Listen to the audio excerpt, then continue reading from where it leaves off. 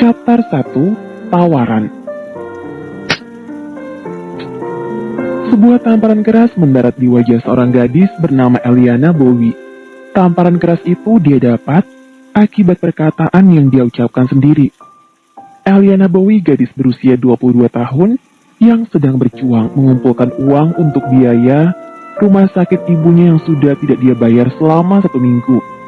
Ibunya terbaring sakit akibat kanker stadium akhir yang dia derita, dan karena hal itulah membuat Eliana harus pontang-panting mencari uang. Mereka sudah tidak memiliki apapun lagi, sehingga membuat Eliana tidak memiliki pilihan lain. Hari ini Eliana memberanikan diri mendatangi ayah yang sudah menikah lagi untuk minta biaya pengobatan ibunya. Dia harap ayahnya mau membantu, tapi sebuah tamparan keras justru didapatkan di wajah. Eliana memegangi wajahnya yang terasa panas. Mata juga menatap sang ayah dengan tatapan penuh amarah. Dia datang untuk bicara baik-baik dengan ayahnya. Namun caci maki juga perkataan yang tidak seharusnya ayahnya ucapkan justru diucapkan oleh ayahnya, sehingga membuat Eliana sakit hati. Sudah aku katakan, biarkan saja ibu mati, ucap ayahnya tanpa perasaan. Jika begitu, kenapa kau tidak saja yang mati? Karena perkataannya itulah dia ditampar oleh ayahnya. Tutup mulutmu Eliana, apa tamparan yang kuberikan kurang? Teriak ayahnya lantang. Kau yang seharusnya menutup mulutmu, Dad. Selama ini kau tidak pernah memenuhi kewajibanmu sebagai ayahku. Kau tidak pernah memberikan nafkah untuk aku. Tapi untuk sekian lama setelah kami berpisah, ini kali pertama aku mohon bantuanmu. Namun kau justru menyumpahi Mami agar cepat mati. Kenapa kau tega mengucapkan perkataan itu? Ucap Eliana sambil menangis terisak. Kau sudah besar, tidak perlu aku bernafkah lagi. Ibumu juga bukan tanggung jawabku, jadi pergilah. Aku tidak akan bantumu sama sekali. Tidak, Dad. Aku mohon. Pinjaman uang. Aku pasti akan mengembalikannya padamu. Ucap Eliana. Mengembalikan? Dengan apa kau akan mengembalikan uang itu, Eliana?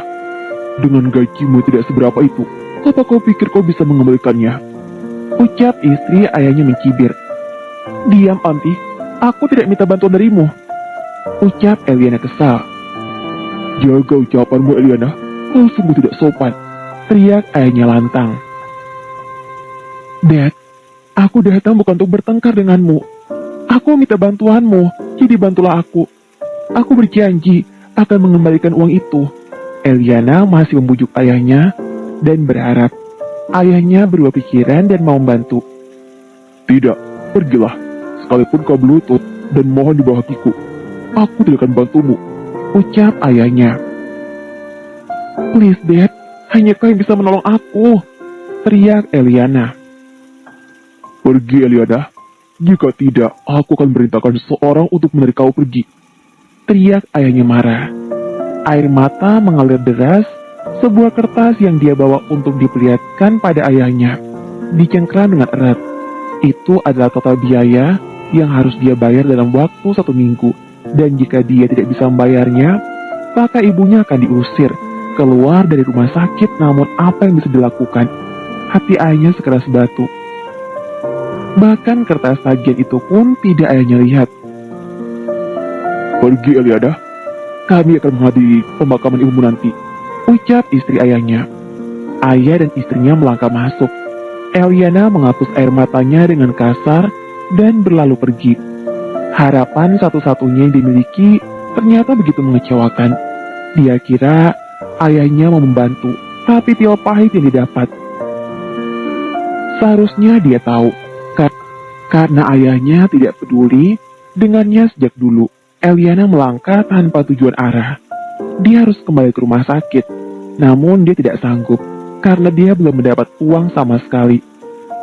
Taman menjadi tempat tujuannya.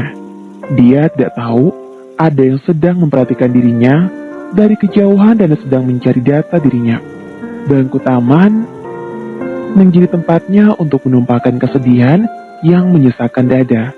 Sebelum mencari ayahnya, Eliana sudah mencoba meminjam dengan sahabat, kerabat ibunya, bahkan dia juga meminjam uang pada sang atasan. namun tidak ada yang meminjamkan karena jumlahnya tidak sedikit. Di mana lagi aku harus mencari uang? Keluhnya dia harap ada sebuah keajaiban untuknya. Apapun dia akan melakukan agar dia bisa mendapatkan uang untuk biaya rumah sakit ibunya. Sepertinya kau sedang dalam masalah, Nona. Tiba-tiba saja seorang pria tua duduk di sisinya. Eliana terkejut dan menggeser duduknya, mata menatap pria tua itu dengan penuh selidik. Jangan takut, aku hanya ingin berbincang denganmu. Ucap pria tua itu, senyum ramah menghiasi wajah tua. Oh, apa yang kakek lakukan di sini? Eliana mengusap air matanya. Dia jadi terlihat malu. Seperti dirimu, aku sedang mencari angin untuk menyelesaikan masalah yang sedang kuhadapi. Masalah? Eliana mengernyitkan dahi. Masalah apa yang dihadapi oleh pria tua seperti dirinya? Apa masalah yang sedang kakek alami? Tanya Eliana. Aku sudah 2 hari tidak makan, Nona. Tidak ada yang memberiku makan. Sepertinya pria tua ini akan mati di jalan. Eliana tampak tidak percaya. Kakek tua itu berpenampilan begitu rapi. Jam mahal juga melingkar di tangan. Bagaimana mungkin dia tidak memiliki uang untuk makan? Rasanya ingin bertanya, tapi dia tidak berani. Eliana buka tasnya, mengambil uang dari sana, lalu memberikan uang itu pada si kakek tua tadi. Aku tidak memiliki uang yang banyak, kakek. Tapi dengan uang ini, kakek bisa beli 2 porsi makanan fast food. Ucapnya seraya memberikan uang yang ada pada kakek itu. Kau benar-benar gadis baik. Masalahku sudah terpecahkan. Sekarang, katakan padaku permasalahan apa yang sedang kau alami. Mungkin kakek ini bisa membantumu. Eliana tersenyum. Dia tampak enggan. Namun dia merasa tidak ada salahnya mengatakan apa yang sedang dihadapi. Mungkin dengan demikian bebannya sedikit berkurang. Katakan saja, jangan takut denganku. Sebenarnya, aku sedang mencari biaya rumah sakit untuk ibuku, kakek. Dapas berat diembuskan, tatapan mata menerawang. Kenapa hidup ini terasa begitu berat? Apa yang terjadi dengan ibumu, Nona? Ibuku sudah lama terbaring sakit. Aku tidak memiliki apapun lagi. Kini dia menunduk dan menangis. Aku sudah berusaha semampuku, tapi aku hanyalah anak tidak berguna. Ayah yang kuharapkan tidak membantuku. Aku sungguh tidak tahu harus melakukan apa. Jika aku tidak bisa membayar biaya rumah sakit ibuku, maka ibuku akan diusir. Aku tidak akan sanggup melihat ibuku terbaring di rumah tanpa mendapatkan perawatan. Ucap Eliana lagi dengan air mata yang mengalir dengan deras. Aku tidak bisa melakukan apapun, kakek. Aku sangat berharap ada keajaiban untukku.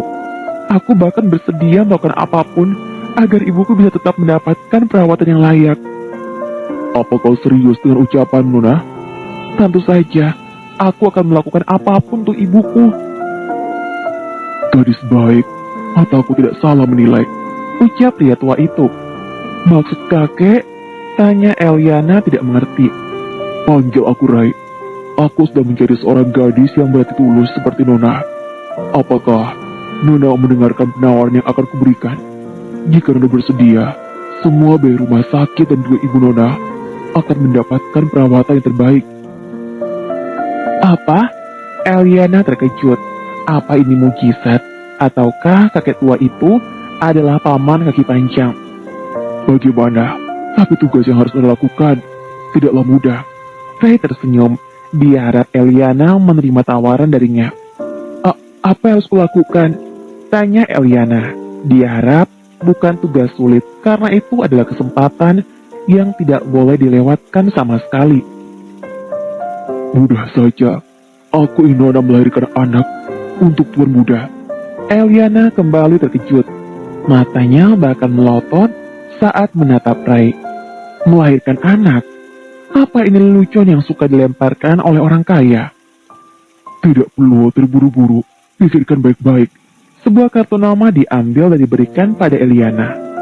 Aku menanti kabar baik darimu, Nona Eliana. Segera hubungi aku setelah kau mengambil keputusan.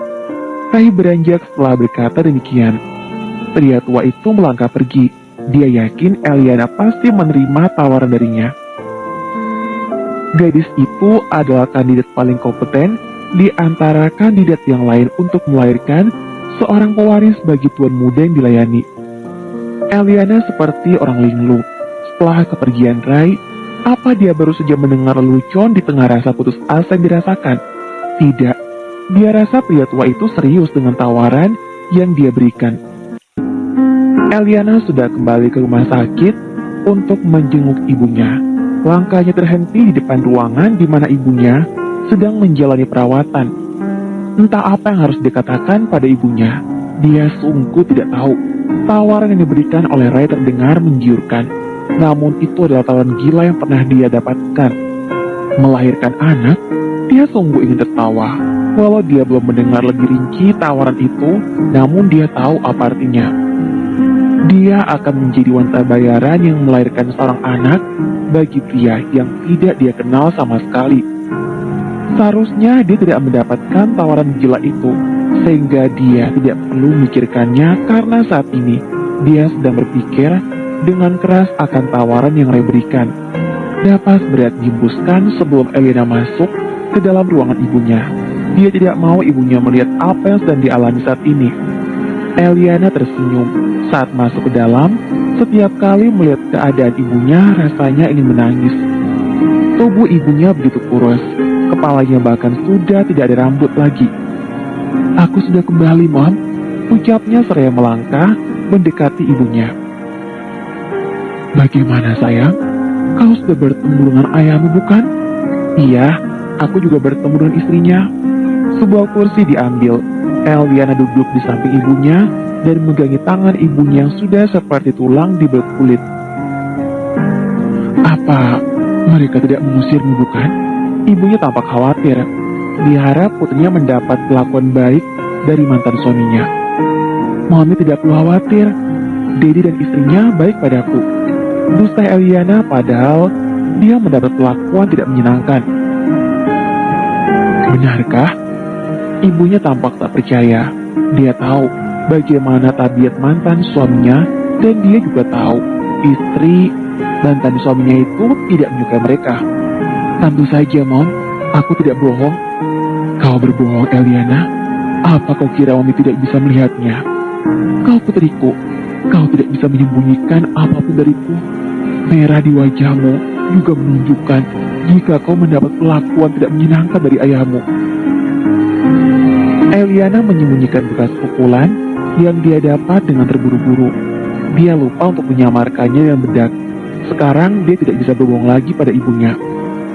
"Katakan pada Mommy, ayahmu tidak bersedia menjawabkan uang itu pada kita, bukan?" tanya ibunya. "Seperti yang Mommy katakan, tapi aku tetap mencari uang itu sampai dapat agar Mommy bisa selalu dirawat di rumah sakit ini." "Tidak perlu memaksakan diri, Eliana. Mommy tahu kau tidak mampu. Mami sudah menyusahkan hidupmu selama ini, jadi Mami tidak akan memaksamu untuk mendapatkan uang itu. Mami tidak keberatan dirawat di rumah. Mungkin dengan begitu, Mami bisa pergi dengan tenang, dan kau bisa menikmati hidupmu seperti gadis lainnya." "Jangan mengatakan hal seperti itu, Mom." Eliana mengangkat tangan ibunya dan meletakkan di pipinya. "Aku hanya memiliki Mami saja. Jika Mami pergi, lalu aku dengan siapa? Aku sudah berjanji pada Mommy akan berikan perawatan yang terbaik. Jadi aku akan melakukan apapun untuk Mommy." Jadi jangan bicara seperti itu, seolah-olah tidak ada harapan lagi. "Kita emang tidak memiliki harapan lagi, Eliana. Tidak perlu memaksakan diri. Mommy akan baik-baik saja di rumah." "Tidak, Mom. Tidak. Percaya padaku. Mommy akan mendapatkan perawatan yang terbaik," ucapnya meyakinkan sang ibu. "Mommy ingin percaya, sayang. Tapi Mommy tahu kau tidak akan mampu." Air mata mengalir. Dia hanya bisa mempersulit hidup putrinya, bahkan Eliana harus mengubur impiannya untuk melanjutkan pendidikan ke perguruan tinggi. Karena dia memiliki cita-cita untuk menjadi pramugari. Tapi sekarang Eliana harus bekerja keras untuk mencari biaya pengobatan akibat penyakit yang sudah tidak mungkin sembuh lagi. Jika bisa memilih, dia lebih suka Tuhan segera memanggilnya, agar Eliana tidak perlu hidup menderita lagi. "Jangan menangis, Mom." Eliana menghapus air mata ibunya sambil menangis. Aku pasti menepati janjiku pada Mommy, jadi Mommy tidak perlu khawatir. Sebaiknya Mommy istirahat, semua pasti baik-baik setelah ini, ucapnya. Sepertinya mau tidak mau dia harus menerima tawaran yang Ray berikan. Baiklah, kau juga baru kembali. Pergilah beristirahat. Pergilah padaku, semua akan baik-baik saja, ucap Eliana, seraya memberikan ciuman di dahi ibunya. Eliana masih duduk di sisi ibunya sampai ibunya tertidur, dan setelah itu Eliana keluar dari ruangan. Kartu nama yang Ray berikan dikeluarkan.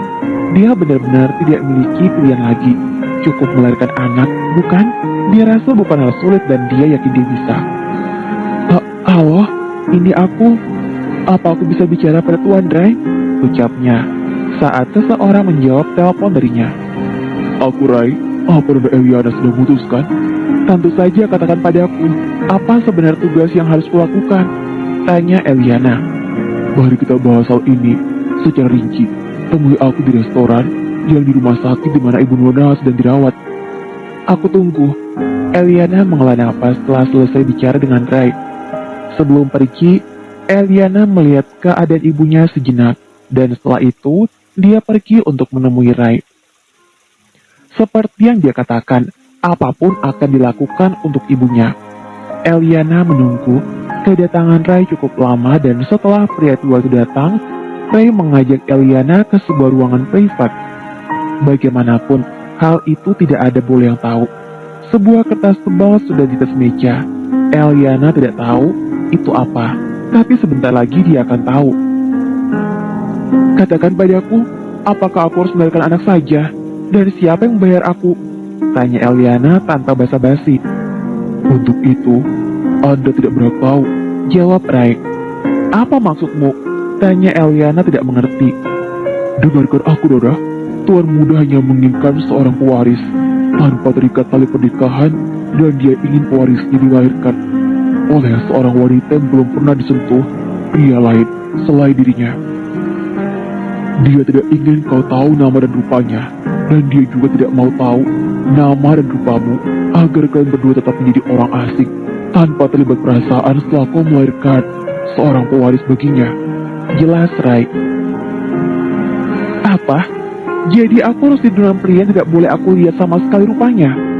Eliana sungguh tak percaya. Apa mereka akan bercinta di tempat gelap? Itu syarat jika Nona bersedia. Aku akan menjelaskan beberapa poin penting selama Nona menjalani tugas untuk mengandung dan sudah berhubungan dengan tuan muda. Nona dilarang menjalin hubungan dengan pria manapun. Dekat dengan seorang lelaki manapun dilarang. Kami akan mengawasi gerak-gerik Nona. Jika sampai melanggar, maka Nona harus membayar kami $1 juta. Eliana terkejut. $1 juta? Sungguh kompensasi yang mengerikan. Jika dia punya uang, dia tidak akan menerima tawaran super gila itu. Pewaris yang kau maksud, apakah laki-laki atau perempuan? Dia harus tahu akan hal ini. Tentu saja laki-laki. Tuan muda menginginkan anak laki-laki. Jika sampai Nona mengandung anak perempuan, maka bayi itu harus digugurkan. Nona Eliana tidak perlu khawatir. Nona Eliana tidak akan tahu saat hal itu terjadi. Eliana diam, kehabisan kata-kata. Dia kira cukup melahirkan saja, namun nyatanya tugas yang harus dilakukan tidaklah mudah. Satu hal juga yang harus Nona ketahui, setelah melahirkan, Nona tidak boleh mengambil bayi itu. Nona Eliana bisa mempelajari poin lainnya. Kertas tebal yang ada di atas meja didorong ke arah Eliana. Jika Nona bersedia, maka kita bisa menandatangani surat perjanjian. Dan setelah itu, kita bisa melakukan tes keperawanan karena kami harus benar-benar yakin Nona masih perawan atau tidak. Eliana tampak ragu. Benar-benar dia tidak mau, tapi mengingat keadaan ibunya dan juga biaya yang harus dia bayar, dia tidak memiliki pilihan apapun. Sebelum benar-benar mengambil keputusan, Eliana berpikir dengan keras, tapi pada akhirnya dia setuju untuk menerima tawaran itu. Melahirkan anak untuk seorang pria yang tidak boleh dia tahu sama sekali. Surat perjanjian pun ditandatangani. Semoga dia tidak salah mengambil keputusan. Ray terlihat puas. Tugasnya menjadi wanita untuk melakukan tugas itu selesai. Setelah menandatangani surat perjanjian, Mereka pergi ke rumah sakit untuk melakukan tes keperawanan. Hasil sangat memuaskan karena Eliana tidak memiliki waktu untuk menjalin hubungan. Sebuah alamat sudah Eliana dapat dan besok dia harus menjalin tugas pertamanya, yaitu tidur dengan pria yang sudah membayarnya. Pertama, Ray melangkah menuju sebuah kamar pagi itu untuk memberi laporan. Pintu kamar terbuka. Seorang pemuda di dalam sana dan sedang mengancingkan kancing yang ada di lengan kemeja yang dia gunakan. Dua orang pelayan berdiri tak jauh dari pemuda itu. Mereka bertugas menyiapkan pakaian, dasi dan jas sudah siap di atas ranjang. Salah satu pelayan mengambil dasi dan melangkah, mendekati pemuda itu untuk memberikan dasinya. Bagaimana, Rai? Kau sudah mendapatkan yang kuinginkan, bukan? Pemuda itu bertanya seraya menggunakan dasi. Tentu saja, Tuan Muda. Semua sudah beres. Nanti malam, wanita itu akan datang untuk menjalankan tugasnya. Jelas, Rai. Pemuda itu tidak bersuara. Kedua tangan direntangkan, dan pada saat itu dua pelayan yang sedari tadi berdiri saja mengambil jas dan menggunakannya pada sang majikan. Pemuda itu adalah Morgan Barnes. Dia adalah pengusaha terpandang di kota Prancis. Morgan berada di atas puncak kesuksesan di usianya yang menginjak 33 tahun. Semua ada di dalam genggaman tangannya. Apa yang diinginkan harus didapatkan. Tidak saja sebagai penguasa, dia juga dikenal sebagai mafia paling berbahaya dan ditakuti. Morgan tidak segan membunuh siapa saja yang berani mengganggunya. Bahkan, dia tidak segan membuat lawannya jatuh miskin. Namun semua yang dimiliki tidak membuatnya puas. Sekarang dia menginginkan seorang pewaris, bukan dilahirkan oleh wanita yang sering tidur dengannya. Dia menginginkan pewarisnya dilahirkan oleh seorang wanita yang masih murni. Ide seperti itu didapatkan setelah mendapat sebuah luka tembakan dari musuhnya. Dia jadi berpikir, bagaimana jika dia tiba-tiba mati? Tidak akan ada yang mewarisi apa yang dimiliki saat ini. Oleh sebab itu, muncul ide gila untuk menjadi seorang gadis yang bersedia melahirkan anak tanpa adanya ikatan pernikahan. Karena dia pria bebas yang tidak mau dikekang oleh seorang wanita. Morgan juga tidak ingin tahu siapa wanita yang akan melahirkan anaknya. Dia pun ingin wanita itu tidak tahu siapa dirinya. Karena setelah wanita itu melahirkan, mereka berdua akan menjadi orang asing. Dia juga menginginkan hal itu, agar wanita itu tidak mencari anak yang dia lahirkan kelak. Apa kau sudah pastikan semua dengan baik, Rai? Kau tahu, aku tidak menerima kesalahan apalagi yang dia akan mengandung benihku nanti. Tentu saja, Tuan Muda. Aku sudah membawanya ke rumah sakit. Dia gadis yang baik, ucap Rai. Stop, aku tidak mau mendengar apapun tentang wanita itu.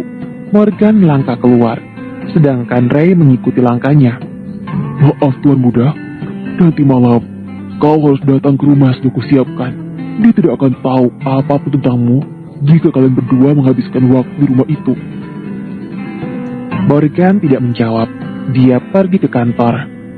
Jadi nanti malam dia akan mulai. Bagus. Semakin cepat semakin bagus karena dengan begitu pewarisnya akan cepat lahir. Dia tidak sabar, tapi tidak dengan gadis yang akan tidur dengannya nanti malam. Eliana terlihat gelisah. Dia berharap waktu tidak berputar begitu cepat agar malam tidak cepat tiba. Tadinya dia berpikir itu adalah tugas mudah, tapi sekarang rasa takut memenuhi hatinya. Sungguh, dia takut harus melayani seorang pria tua dengan perut buncit dan berkepala botak. Dia juga takut, apalagi ini pertama kali dia harus berhubungan badan dengan seseorang. Rasa cemas yang dirasakan membuat ibunya curiga. Tidak biasanya Eliana bersikap seperti itu. Anna Bowie meraih tangan putrinya dengan perlahan. Senyuman menghiasi wajahnya yang tampak pucat. Apa yang sedang kau khawatirkan, Eliana? Sudah Mimi katakan, jangan memaksakan diri untuk menjadi biaya pengobatan Mommy. Karena Mommy tahu kau tidak mampu. Tidak, Mom. Sebentar lagi aku akan mendapatkannya. Jadi Mommy tidak perlu khawatir. Benarkah? Dari mana kau akan mendapatkannya? Tanya ibunya ingin tahu. Aku akan minjam pada bosku. Mami tidak perlu mengkhawatirkan hal ini. Baiklah, Mami percaya padamu. Eliana tersenyum, namun sesungguhnya dia merasa gundah. Rasa takut kembali dirasakan, namun dia berusaha menyembunyikan semua itu agar ibunya tidak khawatir. Waktu yang ditakutkan berputar dengan begitu cepat. Eliana tampak ragu saat melihat sebuah alamat yang diberikan oleh Rai. Dia harus pergi ke alamat itu saat malam. Degupan jantung Eliana berpacu begitu cepat. Waktu sudah menunjukkan pukul 7 malam, dan dia sudah berada di dalam sebuah taksi yang akan bawanya ke alamat itu. Eliana berbohong pada ibunya jika mulai malam ini dia mengambil pekerjaan tambahan.